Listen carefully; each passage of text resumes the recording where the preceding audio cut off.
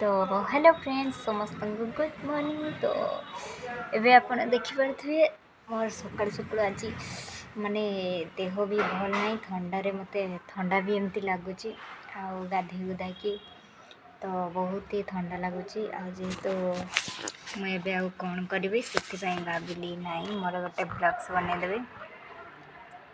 तो फ्रेंड्स सकाल टाइमटा बहुत भल लगे जोटा कि माने मत ठंडा लगुच गाधे सारे कहीं एमती भी मो देह भल ना ठंडा अच्छी। तो से कहली ना आज गोटे ब्लॉग बनईदवा जेहेतु समस्त मोर भाई भौणी मैंने निहाती देखुवे जो ब्लॉग आसुनी कहीं करनी तो मुझे डेली पकई पारनी के चार्ज रोने मोबाइल तो माने मोबाइल चार्ज रोनी से चार्जर प्रॉब्लम अच्छी जो माने मु जोटा चार्ज कर मेसीन टे अलग मेसीन तो से चार्ज हो ना तो से मोर टे चार्ज नहेले आउ किस करी मु तेणु आपण भी भल भाव जानी थे बेसिकाली समस्त कहले देखो सब मुझे मेकअप फेकअप नहीं पूरा सिंपल पूरा गाधेली खाली जहाँ आपड़ देखते खाली लिपस्टिक लिप बाम टे मार्ची बास आउ कि ना आ देखो मोर पूरा सिंपल मत एमती भल लगे आ बेसिकाली एटा मोर रियल फेस आपड़ देखिपे मोर रियल फेस तो कौन सी प्रकार मो रियल फेस रे आपड़ देखो कौन सी प्रकार किसी ना आउ समस्ते कहते तोर कहीं बाहर ना स्किन रे बाहर ना मुझे मो स्किन रे बाहर भी ना कहीं ना मोर सबू गोटे जेहेतु मु सब ये करके रखे माने कि मोर एत कि फेस रे मु मारामुरी किसी कैनि पूरा सिंपल स्टाइल ही मु रुए आ सब बेले मत सिंपल रही भल लगे बेसिकाली। तो सिंपलटा रहिबा बहुत भल जिनस जेहेतु आप जानी थे जीवन में जदि किसी कर दुख कष्ट तो बहुत आसो ताकू सब सामना करके आगेवाई पड़ो आमर भाई भौणी मानक निहाती भाव में जेहेतु जीवनटा बहुत माने मूल्यवान बहुत मूल्य आम जीवन तेणु जड़े जड़े कहते ना दुख कष्ट आसिले चाहती जे आम सुसाइड करदे आम एटा करदे सेटा करदे भाई सोसाइटी आउ बाकी रहा जदि जमीतिका मु देखी गोटे गोटे पड़ोशी माने थांती धर गोटे झील धर माने मुहरे कहीदेला जदि सी से बाटे तो किसी करें माने से माने लगी पड़ती ता इज्जत माने लोक सामनार गाँ पड़ोसा सामनार से झीर इज्जत को तले पकड़ापी लगी पड़ती देने से मैंने भावती जे ए झील रहा आमर पर्दाफाश कर तो से झील सहित बहुत किसी करती जहाँकि से झील लज्जा शर्म को सही न पारिकी सी सुसाइड करे मरी जाए किंतु मु कहि सेमितिका टोटाली भी करेंगे ना निज जीवन बहुत मूल्यवान तांकु देखे दबार अच्छी आउ ठीक उचित दंड भी मिल सेटा समय अनुसार मिल बाकी रहा सी जो कर्म करिना तांकर भी झील तांकर भी पुओ थे ना तांको सहित भी सेया ही हम तेणु बेसिकाली एटा निहाती सत कथा तेणु तापाई मु कहि झील मान कहि जो मैंने भल झील मैंने समस्त को कहूनी कहीं सब झील सामान नुहति तेणु मु कहूँ झील किस पुओ किस कि भल अच्छा कि खराब अच्छा तेणु तांको विषय कहीहबनी आ जो मैंने भी खराब होती आजिकल से सोसाइटी आ माने कि पब्लिक देकी कहीं ना आजिकल जो भी जीवे आपण माने जो आपणकर काम जीवे सी आपण को अलग किसी कह तेणु जेटा कि आपण को पसंद ही नुहे तेणु सी एमती कह कि बिना फायदार कहीं भी काम करें आजिकल से भाया कथा तेणु से सबुठारु बेस्ट है निज लाज शर्म को छाड़ा किंतु मेन है आम सेमती किसी माने वीडियो करूनु कि ये करूनु जे आमको लाज लगे शर्म लगे बाकी रहा जो लोक आमर मजाक बनाऊँच जो लोक मैंने आमको इज्जत मत माने बहुत किसी कहती बहुत किसी शुणा पड़े पड़ोशी मान पाक तेणु मुझे कहि जमार भी कहाँपाई सुसाइड करें जिते भी कष्ट आसू जिते भी दुख आसू माने जी भी आपण को इज्जत सहित भी खेलतु ना कहीं ना काम है सी बाटे न पारे आपण सहित निहाती से बाटे करेंगे କିଛି ପଡ଼ୋଶୀ ଅଛନ୍ତି, ଆଉ ଏଇଟା ହେଉଛି ବି, ମୁଁ ନିଜ ଦେଖିଛି ବି, ଆଉ ଯେଟା ଘଟି ସାରିଛି ବି। ତେଣୁ ସେଥିପାଇଁ ମୁଁ କହୁଛି ମୋର ଯେଉଁମାନେ ବି ଭଉଣୀମାନେ ଅଛନ୍ତି, ଭାଇମାନେ ବି ଅଛନ୍ତି, କାହିଁକିନା କିଛି ପୁଅମାନଙ୍କୁ ବି ଇନସଲ୍ଟ କରାହେଉଛି ମୁଁ ଦେଖୁଛି। ପୁଅମାନଙ୍କୁ ବି ଇନସଲ୍ଟ କରାହେଉଛି। ଗାଁରେ ପଡ଼ୋଶୀମାନେ ହିଁ ବଦମାସ ଥାନ୍ତି। କୋଉଠି ପିଲାମାନଙ୍କର କିଛି କାମ ଧନ୍ଦା ନଥାଏ, ସ୍ତ୍ରୀ ଲୋକମାନଙ୍କର, ତ ସେମାନେ କିସ କରନ୍ତି ନା ନିଜର କାମ ଧନ୍ଦା ନଥାଏ ବୋଲି ସେ ଅନ୍ୟର ମାନେ ଚିନ୍ତା କରନ୍ତି, ଖରାପ ଚିନ୍ତା।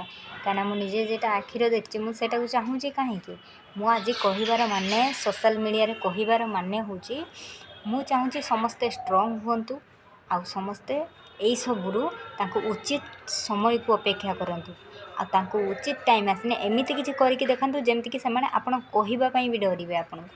ତ ସେଇଭଳି କିଛି କରନ୍ତୁ। ଆଉ ବାକି ରହିଲା, ଆଜିକାଲି ଯାଆନ୍ତିନି ନା, ଯଦି ଆପଣ ଆଙ୍ଗୁଳି ଦେଖେଇବେ ତାହେଲେ ସେ ପୁରା ଗିଳିବା ପାଇଁ ବସିବେ। ତ ଏଇଭଳି ପଡ଼ୋଶୀ ଥାନ୍ତି। ଆଉ ବାକି ରହିଲା, ଗୋଟେ ଗୋଟେ ଗାଁରେ, ସବୁ ଗାଁ ସମାନ ନୁହେଁ। ତେଣୁ ଗୋଟେ ଗୋଟେ ଗାଁରେ ମୁଁ ଦେଖିଛି ବହୁତ ଭଲ ଅଛନ୍ତି। କିଛି କିଛି ଆଦିବାସୀ ଲୋକ ବି ଏତେ ବଦମାସ ଅଛନ୍ତି, ମାନେ ଆପଣ ଭାବି ପାରିବେନି। ବୁଝିପାରିଲେ? ଆପଣଙ୍କ ପାଖରୁ ଖାଇବେ, ତା ପାଖରୁ ଖାଇବେ, କିନ୍ତୁ ସିଏ ହେଉଛି ତାଙ୍କ କଥାରେ ପଡ଼ିକି ଆପଣଙ୍କ ବର୍ବାଦ କରିଦେବେ। ଆପଣଙ୍କୁ ହିଁ ସେ ବହୁତ କିଛି ନିନ୍ଦା ଅପବାଦ ଦେବେ, କିନ୍ତୁ ସେଗୁଡ଼ାକୁ ଶୁଣନ୍ତିନି। କୁହନ୍ତି ନା, କଥାରେ ଅଛି, ହାତୀ ଚାଲିବ କୁକୁର ଭୁକିବ।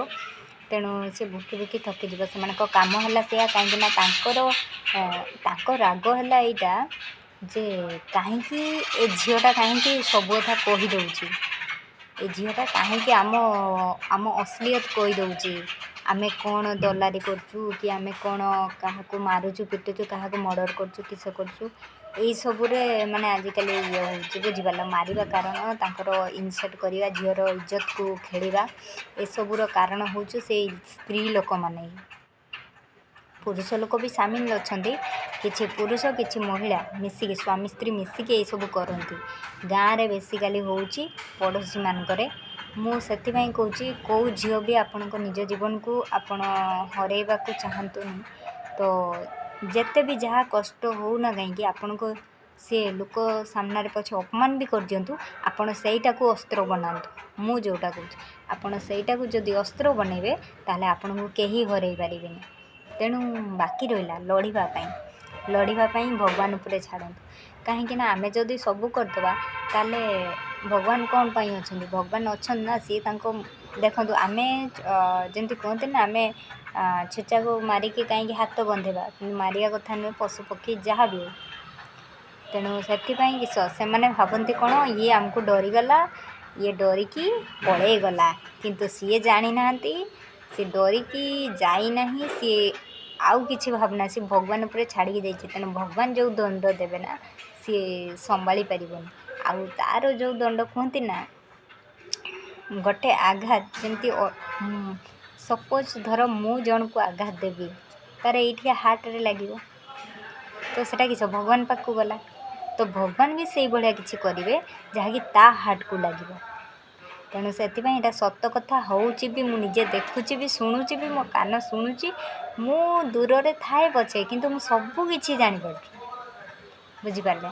ତେଣୁ ସେଥିପାଇଁ ମୁଁ କହୁଛି, କାହିଁକିନା ମୁଁ ନ୍ୟୁଜ୍ ଦେଖୁଥିଲି, ଗୋଟେ ଝିଅଟା ସେମିତି ତାକୁ ମାନେ ସ୍ତ୍ରୀ ଲୋକର ଇଜ୍ଜତ ମାନେ ଗାଁ ଲୋକ ଆଗରେ ମାନେ ତଳେ ପକାଇ ଦେଉଛନ୍ତି। ସେ ନିଜ ଇଜ୍ଜତ କଥା ଭାବୁନାହାନ୍ତି। ଗୋଟେ ନାରୀ ହେଇକି ନାରୀର ଇଜ୍ଜତ ଇଏ କରୁଛି। ତ ସେଇଭଳି ଲୋକମାନଙ୍କୁ କ'ଣ କରିବା ଦରକାର, ସେଟା ତ ଆମେ କରିପାରିବା ଚାହିଁଲେ, କରିତେ ବେଶୀ ସମୟ ଲାଗିବନି, କିନ୍ତୁ ଆମେ ହେଉଛି ଭଗବାନ ଉପରେ ଛାଡ଼ିବା ଦରକାର। ମା ଦୁର୍ଗା, ମା ଚଣ୍ଡୀ, ମା କାଳୀ, ସେମାନେ ଅଛନ୍ତି। ମା ଭଦ୍ରକାଳୀ, ସେମାନେ କ'ଣ ପାଇଁ ଅଛନ୍ତି? ସେ ପୁରା ମା ଜଗତ ଜନନୀ। ତେଣୁ ସେମାନଙ୍କ ଉପରେ ଛାଡ଼ିବା, ଆମେ ନାରୀକୁ କିଛି କରିପାରିବୁନି। ତେଣୁ ସିଏ ଆମର ଆମର ଯଦି କ୍ଷତି କରିଛନ୍ତି, ତାଙ୍କର ତାଠୁ ଡବଲ୍ ହେବ। ତେଣୁ ଏଇଟା ମୁଁ ଲାଇଫ୍ କଥା କହୁଛି ଆଜ୍ଞା। ମାନେ ଯେହେତୁ ମୁଁ ଦେଖି ଆସୁଛି, ଆଉ ଯେଉଁଠି ହେଉଛି ନା, ମୁଁ ସେଇମାନଙ୍କୁ ମୁଁ କହୁଛି। କାହିଁକିନା ବହୁତ ଝିଅ ସୁସାଇଡ଼୍ କରିଦେଉଛନ୍ତି। ସେଇଟା ମୋତେ ବହୁତ ଖରାପ ଲାଗୁଛି, ଯେଉଁଟାକି ମାନେ ଦୁଃଖ ବି ଲାଗୁଛି। କାହିଁକି ଅନ୍ୟ ଜଣଙ୍କ ପାଇଁ ତୁମେ କ'ଣ ପାଇଁ ନିଜ ଜୀବନକୁ ହାରିବ? ତୁମ ଜୀବନଟା ଏତେ ମୂଲ୍ୟବାନ, ତୁମ ମା ବାପା ତୁମ ପାଇଁ ମୂଲ୍ୟବାନ, ତୁମ ବାପା ମା ଭଲ। ତେଣୁ ମୁଁ କହିପାରୁନି ସମସ୍ତଙ୍କ ବାପା ମା କ'ଣ, କିନ୍ତୁ କିଛି ଲୋକର ବାପା ମା ଭଲ, କିଛି ଲୋକ, ମୁଁ ତ କହିବି ମୋ ବାପା ଭଲ ନୁହେଁ, ମୋ ମା ଭଲ ଅଛି, ସେମିତି କଥା। ତେଣୁ କାହା ବାପା ଭଲ, କାହା ମା ଖରାପ, କାହା ମା ଭଲ, କାହା ବାପା ଖରାପ, ତ ଏଇଭଳି କିଛି ଅଛନ୍ତି। ତେଣୁ ସେଥିପାଇଁ ମୁଁ କହୁଛି ଜମାରୁ ବି କାହାରି କଥାରେ ବାଧ୍ୟତା ହେଇକି ନିଜ ଜୀବନକୁ ହାରନ୍ତୁନି। ଆପଣ ପଛେ ତାଙ୍କରି ସାମ୍ନାରେ ବଞ୍ଚିକି କିଛି କରିକି ଦେଖାନ୍ତୁ। ବୁଝିପାରିଲେ? ତାଙ୍କ ମୁହଁର ପଥର ଜୋତା ମାରିଲା ଭଳିଆ ସେଇଭଳିଆ କିଛି କାମ କରନ୍ତୁ ଯେମିତି ତାଙ୍କୁ ପୁରା ଲାଗିବ। ସେମାନେ ତ ଏମିତି ବି ଜଳିବେ, ସେମିତି ବି ଜଳିବେ। ତାଙ୍କର ଜଳିବା କାମ ଜଳିବେ, ସେ ଜଳନ୍ତୁ, କିନ୍ତୁ ଆପଣ ଆପଣ କାମ କରି ଚାଲନ୍ତୁ। କିନ୍ତୁ କାହା ପାଇଁ କେବେ ଜୀବନ ହାରନ୍ତୁନି। ମୁଁ ଏଇଟା ହିଁ ସଜେସନ୍ ଦେବି। କାହିଁକିନା ୟୁଟ୍ୟୁବ୍, ସୋସିଆଲ୍ ମିଡ଼ିଆ ଏଗୁଡ଼ା ଗୋଟେ କଥା। ଯେହେତୁ ସୋସିଆଲ୍ ମିଡ଼ିଆରେ ଏଗୁଡ଼ା ନିହାତି ମାନେ ଯେତେ ଆପଣ ସେୟାର କରିବେ ଏ ଭିଡ଼ିଓଟାକୁ, ସମସ୍ତେ କଥାଟାକୁ ଶୁଣନ୍ତୁ। ଦେଲେ ସେମାନେ କ'ଣ ବୁଝିବେ, ସେମାନେ ଆ ଭିତରୁ କ'ଣ ବୁଝିତେ ପାଇଲେ, ସେମାନେ ନିହାତି ମୋତେ କମେଣ୍ଟରେ ବି ପଚାରି ପାରିବେ। ଯାହାକୁ କିଛି ଅଫସୋସ ଲାଗୁଛି କି ମନରେ ବେଶୀ କାହା କଥା ଶୁଣି କଷ୍ଟ ଲାଗୁଛି, ମୋତେ ଆପଣ ମେସେଜ୍ କରନ୍ତୁ, କ୍ୱେଶ୍ଚନ୍ କରନ୍ତୁ, ମୁଁ ତା'ର ଆନ୍ସର୍ ଦେବି। ଆପଣଙ୍କୁ ଯେଉଁଟା ଶାନ୍ତି ମିଳିବ, ମାନେ କିସ ଆପଣଙ୍କୁ ଯେଉଁଟାରେ ମୁଁ ଷ୍ଟ୍ରଙ୍ଗ ବନେଇବା ପାଇଁ ହେଲ୍ପ କରିବି ମୁଁ ଆପଣଙ୍କୁ। ମୋର କାହିଁକି ନା ମୁଁ ଯେଉଁ ଲାଇନ୍ରେ ଗତି କରି ଆସିଛି, ମୁଁ ଏବେ ସମସ୍ତଙ୍କୁ ସଜେସନ୍ ଦେବି। କାହିଁକି ନା ମୁଁ ଚାହୁଁଛି ମୋ ଭଳି ସମସ୍ତେ ଷ୍ଟ୍ରଙ୍ଗ ହୁଅନ୍ତୁ, ସବୁ ଝିଅ ପୁଅ ଷ୍ଟ୍ରଙ୍ଗ ହୁଅନ୍ତୁ। କାହିଁକିନା ଆଜିକାଲି ଦେଖନ୍ତୁ, ଯଦି ଗୋଟେ ଭଉଣୀକୁ ଗୋଟେ ଗାଁ ଲୋକ ମାନେ ଶହ ଶହ ଲୋକ ସାମ୍ନାରେ ଯଦି ତା'ର ଇଜ୍ଜତ ସହିତ ଖେଳିବେ, ତା'ର କପଡ଼ା ଫାଡ଼ିବେ, ତାକୁ ଯାହା ବି ହଉ ପିଟାମାରା କରିବେ, କିଏ ଭାଇ ସହିବ? ଆପଣ ଗୋଟେ କଥା କହିଲେ ମୋତେ କ୍ୱେଶ୍ଚନ୍ କରନ୍ତୁ। ଆପଣ ଏଟାରେ ଆନ୍ସର୍ ଦିଅନ୍ତୁ ଯେ କେଉଁ ଭାଇ ସହିବ ଗୋଟେ ଭଉଣୀକୁ ଯଦି ଭାଇ ସାମ୍ନାର ତାକୁ ଯଦି ଏମିତି କରାଯାଏ, ଗାଁ ଲୋକ ଶହ ଶହ ଲୋକ ସାମ୍ନାର, ତାହେଲେ କିଏ ଭାଇ ସହିବ କୁହନ୍ତୁ? ତ ସେଥିପାଇଁ ସେ ଭାଇ ବାହାରିବ। ଭାଇ ବାହାରିଲେ ଯେଉଁ ୱାର୍ଡ଼ ମେମ୍ବର ଗାଣ୍ଡି ମରା ହାରାମି ଥାଆନ୍ତି ସବୁ ହେଲା, ସରପଞ୍ଚ କିସ, ୱାର୍ଡ଼ ମେମ୍ବର କିସ, ୱାର୍ଡ଼ ମେମ୍ବର ଗୁଣ୍ଡା ଗର୍ଦି ଦଲାରି ଯେଉଁ ଥିବ, ସିଏ ଶଳା ହାରାମି କିସ କରିବ? ଚୁତିଆ ଗୁଡ଼ା, ବୁଝିଲେ? ଚୁତିଆ ହାରାମି ୱାର୍ଡ଼ ମେମ୍ବର। ତେଣୁ ସିଏ କିସ କରିବ ନା, ସିଏ ହେଉଛି ଓଲଟି ଆଉରି ଗାଳି ଫାଳି ଦେଇକି ତା ଭାଇକୁ ପିଟାମାରା କରିବ। ଦେନେ ଗୁଣ୍ଡାଗର୍ଦି କରି କିସ ନା ୱାର୍ଡ଼ ମେମ୍ବର ହାତରେ। ଆଉ ପୁଲିସ ତ ହେଲେ ଚୁତିଆ ଶଳା, ପୁଲିସ ହେଲେ ହାରାମି ହେଲା, ବୁଝିଲେ? ପଇସା ପକଡ଼ ଗରମ ଦରକାର ତାଙ୍କର, ପଇସା ପାଇଲେ ବାସ୍ ଚୁପ୍। ପଇସା ପାଇକି ତୁମକୁ ଉଲ୍ଟି ଧମକେଇକି, ନିରୀହ ଲୋକକୁ ଉଲ୍ଟି ଧମକେଇକି ଜେଲ୍ ଫେଲ୍ ପୁରେଇ ଦେବେ, ଇଏ କରିବେ, କିନ୍ତୁ ଗୁଣ୍ଡାଗର୍ଦିକୁ ଛାଡ଼ିଦେବେ। କାହିଁକି ନା ୱାର୍ଡ଼ ମେମ୍ବର ନା, ବହୁତ ବଡ଼ ଚାକିରି କରିଛି ୱାର୍ଡ଼ ମେମ୍ବର। ଗାଣ୍ଡି ମରା ୱାର୍ଡ଼ ମେମ୍ବରକୁ ୱାର୍ଡ଼ ମେମ୍ବର ବନାଅ।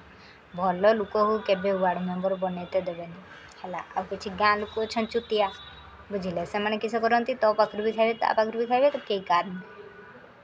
ତ ଏଇଭଳି କଥା, ସେ ଗୁଣ୍ଡାମାନଙ୍କର ସାଥ ହିଁ ଦେବେ ବେଶୀ। ଆଉ ଯେହେତୁ ୱାର୍ଡ଼ ମେମ୍ବର ସାଥ ଦେବେ, ତ ତେଣୁ କିନ୍ତୁ ୱାର୍ଡ଼ ମେମ୍ବର ଯେତେବେଳେ ପଛକୁ ଗାଣ୍ଡି ମରିବ, ସେତେବେଳେ ସିଏ ଜାଣିନାହିଁ। ମୁଁ ଏଇଟା ଆପଣ ଭାବୁଥିବେ ମୁଁ ଭାଷା କହୁଛି, କିନ୍ତୁ ଏଇଟା ଭାଷା ବି ଆପଣ ଭାବିପାରିବେ, କିନ୍ତୁ ସେମିତି କିଛି ମୁଁ ଦେଖିଛି ଯାହାକି ମୁଁ ଆଜି କହୁଛି। ମୋ ମନ ଖୋଲିକି କହୁଛି, କାହିଁକିନା ଏ କଥା ପୁରା ରହିବ। ଆପଣ ଯେତେ ସେୟାର କରିବେ, ସମସ୍ତେ ଏଇଟା ଶୁଣନ୍ତୁ, ଜାଣନ୍ତୁ। କାହିଁକିନା ଗୋଟେ ଝିଅ ଯେତେବେଳେ ସୋସିଆଲ୍ ମିଡ଼ିଆରେ ତା'ର ମନ କଥା ଖୋଲେ ନା, କାହିଁକିନା ମୁଁ ଏଗୁଡ଼ା ଦେଖି ଆସିଛି, ସେଥିପାଇଁ ଏଗୁଡ଼ା ମୁଁ ସୋସିଆଲ୍ ମିଡ଼ିଆରେ ମୁଁ ଏଇଟା ଭାଇରାଲ୍ କରିବା ପାଇଁ ଚାହୁଁଛି। କାହିଁକିନା ସେମାନଙ୍କୁ ଉଚିତ ଦଣ୍ଡ ମିଳିବା ଦରକାର, ଯେଉଁମାନେ ଏମିତି କରୁଛନ୍ତି। ମୁଁ ଚାହୁଁଛି ସରକାର କେବେ ତାଙ୍କ ବିରୁଦ୍ଧର କାର୍ଯ୍ୟାନୁଷ୍ଠାନ କରିବେ, ମୁଁ ସେଇଟା ହିଁ ଚାହିଁଛି। ସେଭଳିଆ ପୋଲିସମାନଙ୍କ ବିରୁଦ୍ଧରେ ଆଉ ଏଭଳିଆ ଗୁଣ୍ଡାମାନଙ୍କ ବିରୁଦ୍ଧରେ। ଯେଉଁ ୱାର୍ଡ଼ ମେମ୍ବର, ସରପଞ୍ଚ, ଗୁଣ୍ଡା ଯେଉଁଠି ଅଛନ୍ତି, ଦଲାରି, ଏମାନଙ୍କୁ କେବେ ତାଙ୍କୁ ଇଏ କରା, ମୁଁ ସେଇଟା ଚାହିଁଛି। ଆଉ ଯେବେ ହେବ, ସେବେ ମୋତେ ସୁକୁନ ଶାନ୍ତି ମିଳିବ। ମୁଁ ଜାଣିବି ଯେ ହଁ, ଆମ ଝିଅ ଜୀବନ ବି ବଞ୍ଚିଲା, ପୁଅମାନଙ୍କ ଜୀବନ ବି ବଞ୍ଚିଲା। ମୁଁ ଏଇଭଳି କିଛି ଭାବିବି। ତ ବାସ୍, ମୋ କଥା ଯଦି ଆପଣଙ୍କୁ ଖରାପ ଲାଗିଥାଏ, ତ ନିହାତି ସରି ମୋ ତରଫରୁ। କାହିଁକି ନା ମୁଁ ମୋ ମନ କଥା ଖୋଲି କହିଦେଲି। ଯେଉଁଗୁଡ଼ା ମୁଁ ଦେଖୁଛି, ଏବେ ଚାଲିଛି, ସେଇଗୁଡ଼ା ହିଁ କହୁଛି। ଆଉ ବାକି ରହିଲା, ଗରିବ ଲୋକ ପାଖରୁ ଭୋଟ୍ ନେଲା ବେଳେ ସେତେବେଳେ ବହୁତ ମିଠା କଥା କହିକି ନେଇଯାଉଛନ୍ତି।